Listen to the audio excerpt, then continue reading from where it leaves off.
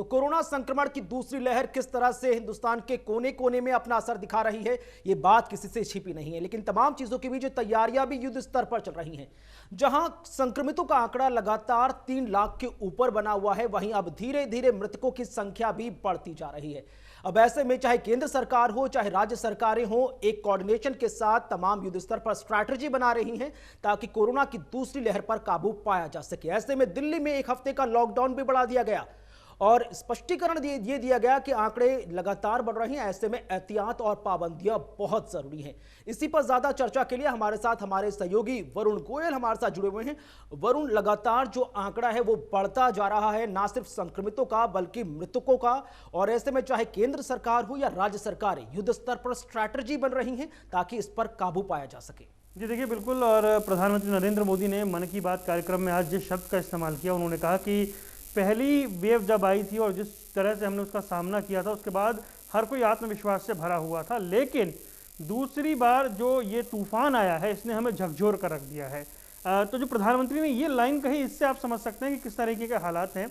लगभग 3.5 लाख केस आए हैं और मरने वालों का आंकड़ा 2700 को पार कर गया है एक दिन में। हालांकि ठीक है, 2,15,000 से ज़्यादा लोग ठीक भी हुए हैं, लेकिन एक्टिव केस का आंकड़ा बढ़ता जा रहा है। एक वक्त जहां 1 लाख एक्टिव केस रह गए थे, अब ये 25 लाख को पार कर गया है। कई शहरों में बहुत बुरी स्थिति है, 10 राज्यों में बहुत ज़्यादा हालात खराब हैं, जहां नंबर बिल्कुल बढ़ रहे हैं।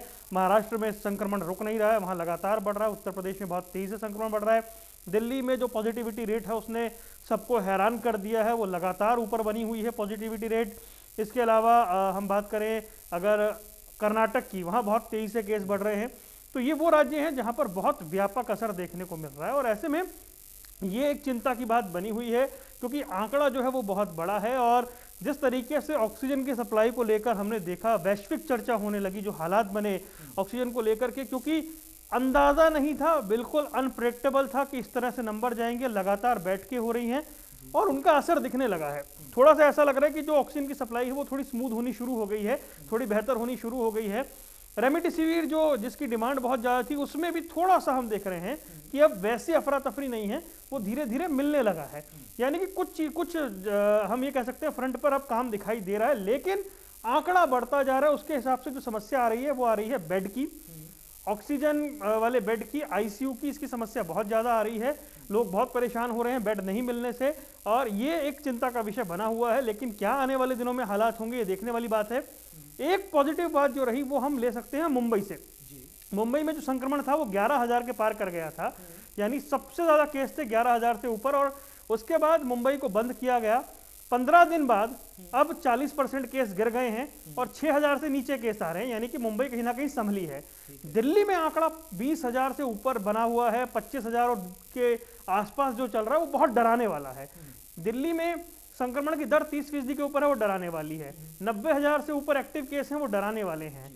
एक दिन में 350 लोगों की मौत हो जाना, ये डराने वाला आंकड़ा है। इसलिए कोई विकल्प नहीं था और खुद दिल्ली के मुख्यमंत्री अरविंद केजरीवाल ने कहा कि हमें लॉकडाउन बढ़ाना पड़ेगा, ये अंतिम विकल्प है। उन्होंने एक बार फिर से बताया कि ऑक्सीजन की बहुत ज़्यादा ज़रूरत है और अभी हर संभव जो कोशिश हो रही है उन चैनल से हम ऑक्सीजन को इकट्ठा कर रहे हैं, पर अभी भी बहुत ज़्यादा ज़रूरत है। जी, आपने जिस तरह से जिक्र किया दिल्ली का, क्योंकि वहां पर पॉजिटिविटी रेट 30% से भी ज्यादा, यानी कि हर 3 में से 1 व्यक्ति कोरोना संक्रमित है।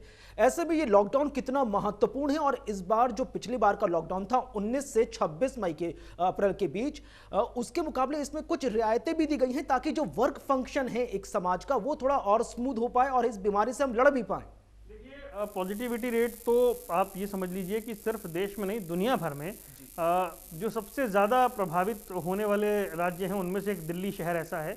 35% के पार जब पॉजिटिविटी रेट गया तो आप समझ लीजिए क्या हालात थे। थोड़ा सा फर्क पड़ा है, 30 के आसपास आया है।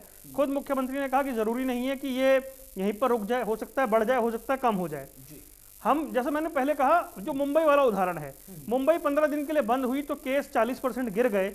अब दिल्ली अगर 15 दिन के लिए बंद होती है तो कितने केस गिरते हैं देखने वाली बात होगी। शायद कुछ बेहतर हो जाए, शायद थोड़े हालात संभल जाए। और साथ ही साथ अगर केस कम होते हैं तो जो इंफ्रास्ट्रक्चर है, जो संसाधन है, हमें बेड लगाने हैं, ऑक्सीजन बेड लगाने हैं और व्यवस्था करनी है, इसके लिए थोड़ा और वक्त मिल जाए तो ये उम्मीद की जानी चाहिए कि थोड़ी सी व्यवस्थाएं बेहतर हो जाए। जो लोग धक्के खा रहे हैं, जो अफरा तफरी है, वो कम से कम थम जाए। इतने ऐसे हालात हो जाएं तो हम कह सकते हैं कि धीरे धीरे स्थिति जो है वो सामान्य होगी। जी, पिछले साल के मुकाबले जब इस बार कोरोना की दूसरी लहर ने अपना कहर बरपाया तो तमाम एक्सपर्ट्स ने कहा कि हम तैयारी वो नहीं कर पाए जिसकी हमें तैयारी करनी थी। लेकिन अब जिस तरह से प्रधानमंत्री ने ये बात कही है कि तमाम जिला अस्पतालों में 551 ऑक्सीजन प्लांट लगाए जाएंगे, ये कितना बड़ा मील का पत्थर साबित होगा भविष्य के लिहाज से? देखिए, ये जैसे पहली जब कोरोना की लहर आई तो जैसे पीपी किट से लेकर के हर चीज़ के लिए हम डिपेंड थे, लेकिन धीरे धीरे उसमें हम आत्मनिर्भर हुए। अभी हालात खैर बहुत डराने वाले हैं, लेकिन शायद दूसरी वेव बहुत सारे सबक सिखा जाए कि हमें किस तरह से तैयार रहना है, कैसी तैयारी करनी है, किस तरह के आपात इंतज़ाम होने चाहिए, किस तरह से जो जरूरी चीज़ें उनकी सप्लाई होनी चाहिए।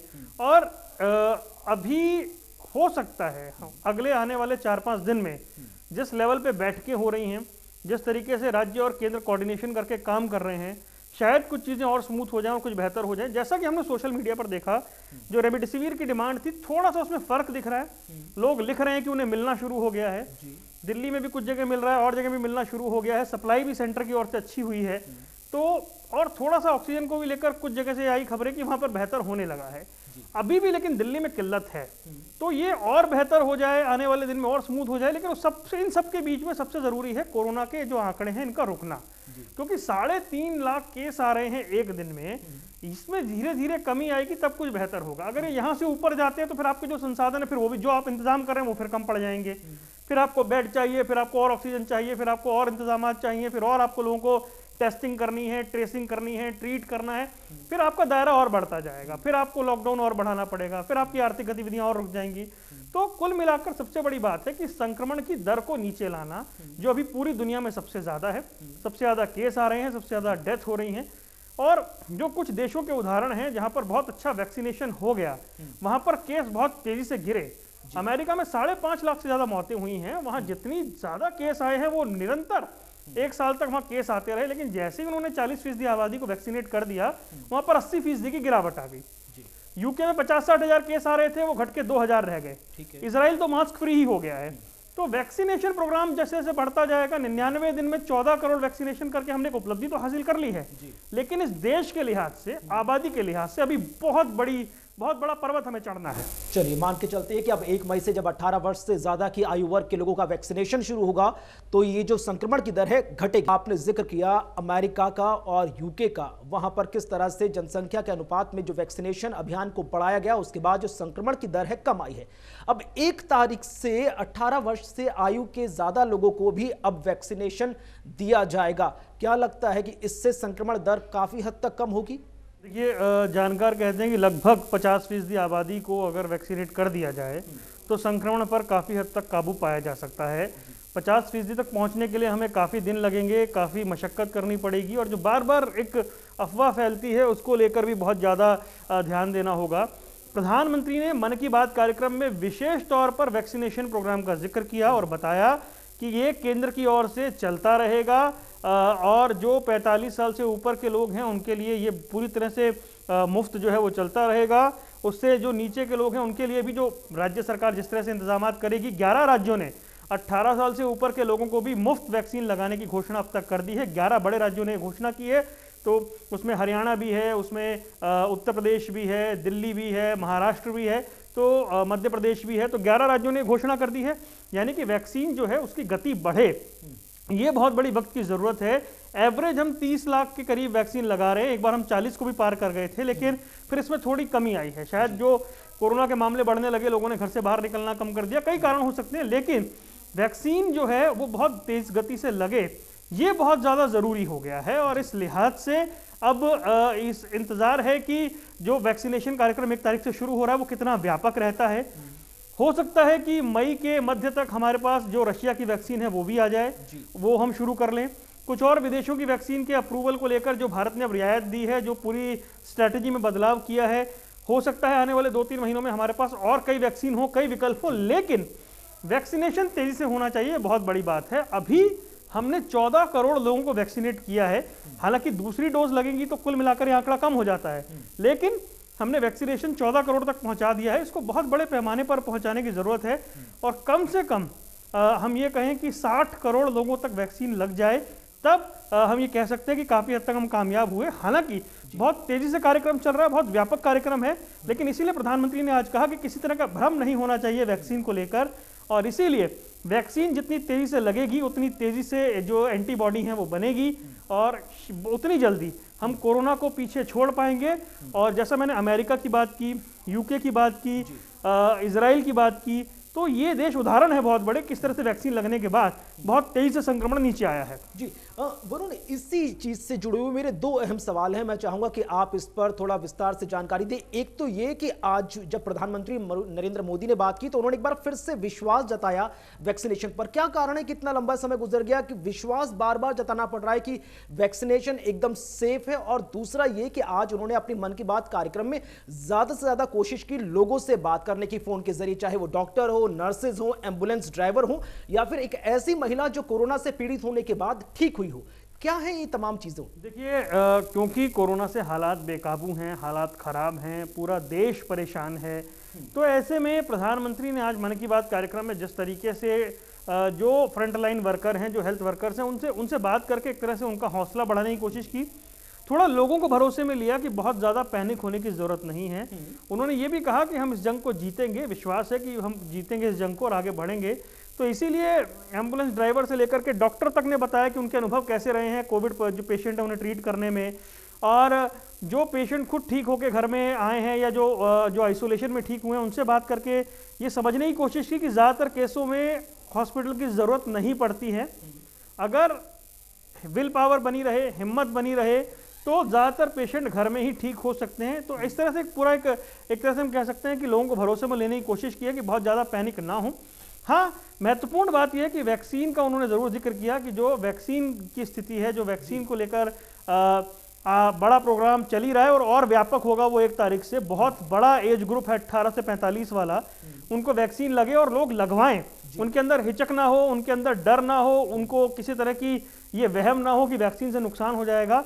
ये करना बहुत ज़रूरी है और इसीलिए वैक्सीन का भी जिक्र उन्होंने किया ताकि ये व्यापक प्रोग्राम जो है वो जल्द से जल्द शुरू हो सके और ज़्यादा से ज़्यादा लोग जो हैं वो वैक्सीन लगवाएं, ताकि वो एक बुनियादी फार्मूला है। देखिए, मास्क पहनना, सोशल डिस्टेंसिंग एक अलग चीज़ है और उसके अलावा वैक्सीन लगवाना एक बुनियादी तरीका है इस महामारी से निजात पाने का। वरुण, जिस तरह से बात कर रहे थे लगातार स्ट्रैटेजी पे, लेकिन इस स्ट्रैटेजी में एक तस्वीरें आपने देखी होंगी जहां पर ऑक्सीजन सिलेंडर्स की कालाबाजारी हो रही है, रेमडेसिविर दवा नहीं मिल रही है, बेड्स को लेकर बोलियां लग रही कि हम अरेंज करा देंगे, ज्यादा से ज्यादा पैसे दीजिए। ये कितनी बड़ी बाधा है इस समस्या के सामने? ये बड़ा दुखद रहा कि लोगों ने ऐसी संकट की घड़ी में जब साथ खड़े होना चाहिए था, लोगों ने इसे अवसर में बदलने की कोशिश की। हालांकि बहुत सख्ती अब दिख रही है, जगह जगह से लोग पकड़े जा रहे हैं जो रेमडेसिविर जैसे इंजेक्शन को 40-40 हज़ार में बेच रहे हैं, या फिर बेड ऐसे पैसे लेकर बेड लिए जा रहे हैं, या फिर जो दूसरी दवाइयां हैं उन सब को लेकर जो कालाबाजारी हुई, जो ऑक्सीजन के सिलेंडर बहुत महंगे, मतलब जो कल्पना नहीं कर सकते उससे महंगे महंगे दिए गए,